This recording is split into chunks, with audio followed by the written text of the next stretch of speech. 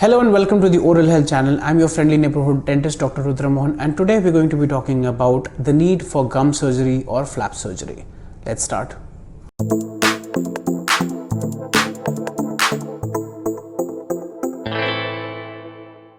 So I'm going to be talking about a very important topic today, which is so-called my bread and butter, and I'm going to be telling you first of all what the rationale about a gum surgery or a flap surgery is, and then how the procedure is done. So let me explain why gum surgeries are required. Gum surgeries are required when you have pyorrhea or periodontitis in your teeth. That means this is the disease process of your gums and the bones of the jaw. So before explaining what flap surgery or gum surgery is all about, let me explain the whole rationale. Whenever you eat food, there is plaque in your mouth along with the saliva and whatever food and the food debris that you eat. This plaque acts as an irritant to all the tissues in your mouth, especially your gums, which might get lodged inside the gums. Usually the body reacts to it as an immune response. What does that mean? Basically, whatever microbes that are present in your plaque are basically acting as an agent or as a foreign agent or an insult to your body. Usually your body is able to neutralize this attack on the tissues, and you are either healthy or subclinically healthy, meaning that you don't have any symptoms. That's one of the problems that happens with pyorrhea patients, that there is ongoing destruction happening within the gums, but then also we're not able to get to know it, and it silently starts causing problems very much later on in the advanced stages of the disease. So a lot of times patients ask me, if it's just a bacterial problem or if it's a microbial problem, why can't we just use antibiotics and get rid of the so-called load? Let me explain how this works. See, usually if the bacteria are lying freely in blood and floating about in the body, the antibiotics might work, but it works in a very different manner when it comes to the gums and the bones of the jaw. Once the plaque matures over a period of time, the bacteria inside start forming something known as a biofilm. What does a biofilm do? It is basically a small microcolony where it has its own set of characteristics, and it is very resistant to any sort of antibiotic or any sort of medication. Why? That's not the purview of this so-called video, but let me just explain. A bacterial strain is much more resistant to any antibiotic when it is a part of a huge microcolony known as a biofilm. The biofilms that you see are present everywhere. Wherever you find that there is a so-called moist environment, you will definitely see what is known as a biofilm, and this whole entity is very complex with its own kind of population, which matures over time and becomes even more harmful. So now you need to understand, even if we take medicines, it's not going to help us take care of the biofilm because the bacteria are resistant in that interlocked atmosphere.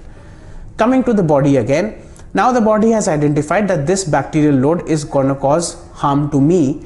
I will send my cells, whatever cells that are there, you don't need to know about that. I will send my defense cells to counteract the insult. Usually this is taken care of. However, if in cases the bacterial load, that means that the number of bacteria is a lot, or the environment in the gums is such, that means there is not much of oxygen, it is a very anaerobic as such environment, where it means that there is no possibility of having any oxidative reactions, you might have this problem that the so-called medications won't work, or the body's defense cells would be rendered useless. Also, what happens is that the body's immunity is actually a double-edged sword. You need to really understand this very carefully. If the body is sending the defense cells are usually blind. What do I mean by that? In the sense, they do not act on any one particular bacteria and just kill that particular bacteria. Whatever that they find is a good or a bad bacteria for anything, everything for them is something, it's like an atomic bomb that they will just go and explode. So what you need to understand is, because of this surmounted immune response, these chemical mediators that are released by the body cause the problem of periodontitis, in the sense that the body releases some chemical mediators which cause dissolving of the bone, and that's why in response to taking care of the body or the bone suffers as well. That's why it is known as a double-edged sword. And that's how pyorrhea or periodontitis starts. Periodontitis will start only once the bone starts to dissolve away. Before that, it is known as gingivitis. Now, how do we treat this? It's very simple. So we generally go about the start of treatment in pyorrhea patients or periodontitis patients with scaling that helps to clean the tooth surface which is over the gums. However, the battle is not won at that point of time because the infection is happening below the gums. Below the gums, the acidic environment is present. Below the gums, the atmosphere is very anaerobic, meaning there's less of oxygen. That means this kind of atmosphere which is present is kind of beneficial to the bacteria which are harmful for us. So the bad bacteria will tend to grow more in this kind of environment, and that will in return cause more problems and lead to deepening of the gums, which is known as a pocket, at the same time leading to infection, which will lead to the so-called dissolving away of the bone, which is known as pyorrhea. So after the cleaning is done, we will observe you after some point of time to see that the signs of infection have reduced. But that's not the end point, because we know that the environment down the gums is still that kind of pathological environment, and we need to make sure that we go for the round of deep cleaning, which is also known as curettage. And why it is required, that brings me to the main point, why flap surgery or gum surgeries are required. As mentioned before, if it's a biofilm, you cannot counteract it with medicines or anything else. You have to physically get inside there, gain access, and then mechanically disrupt it with your own hands and instruments and whatever things that we use, the armamentarium for periodontal flap surgeries or any procedures. That's the biggest rationale.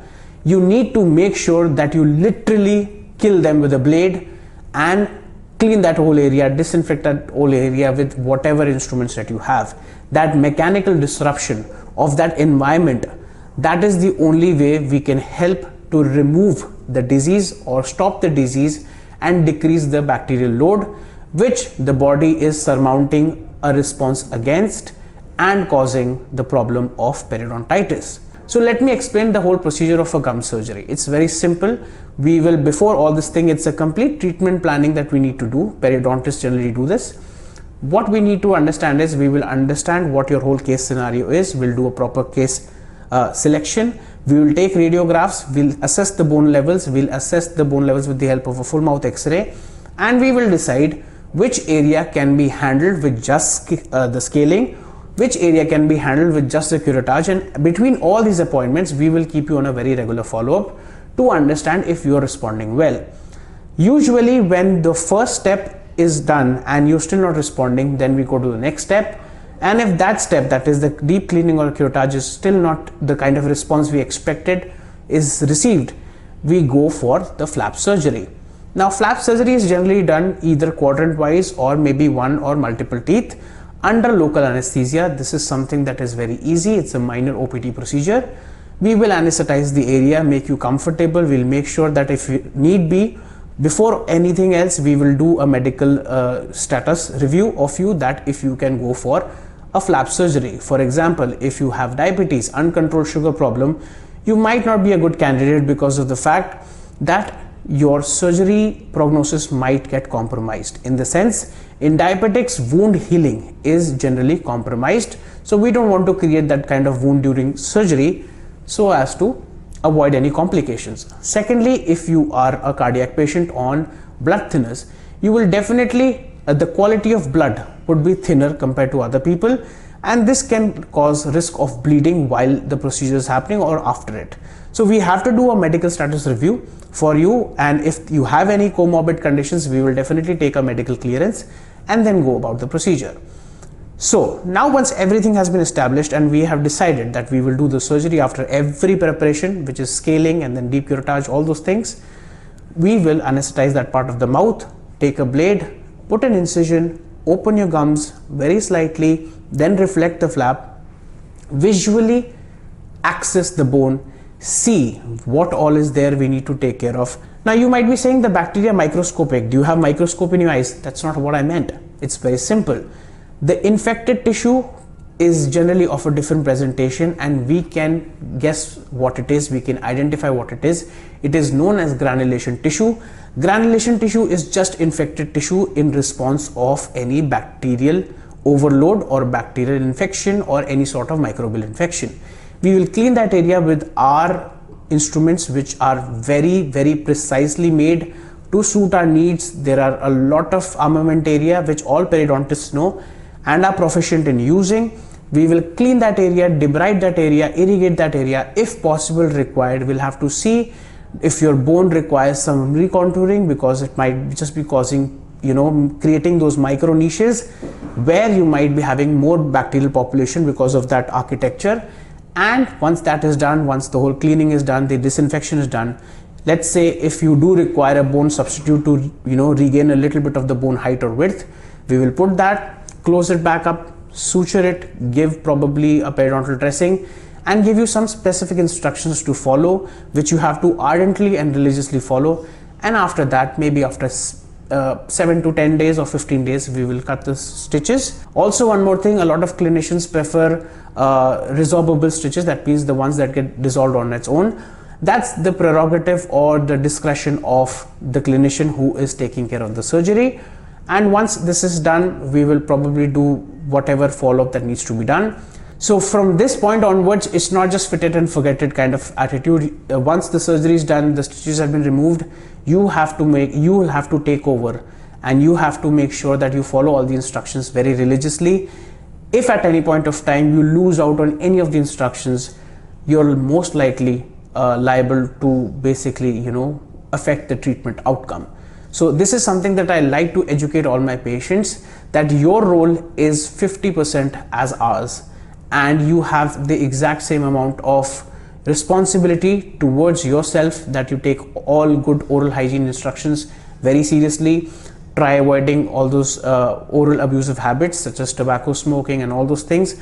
Whatever your doctor tells you, please follow it ardently, and hopefully you will come out of this periodontal problem.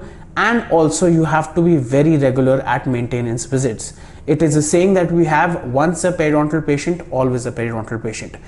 It is a very beatable infection that you can definitely handle with the help of your dentist or a periodontist. All you have to do is follow their instructions religiously and be regular at the maintenance visits. With this was the conclusion of the gum surgery episode. It was slightly a long episode, but I felt the need and the responsibility to make sure to simplify it to the best of my abilities. And I hope I have done justice to the subject, justice to the video. Please leave your comments in the feedback section, and do let us know whatever you need to know about gum surgery, or anything in particular about dentistry or anything about dental care, and we will make sure to answer all your queries and apprehensions with the best of our abilities. So like, share and subscribe, and please help us grow.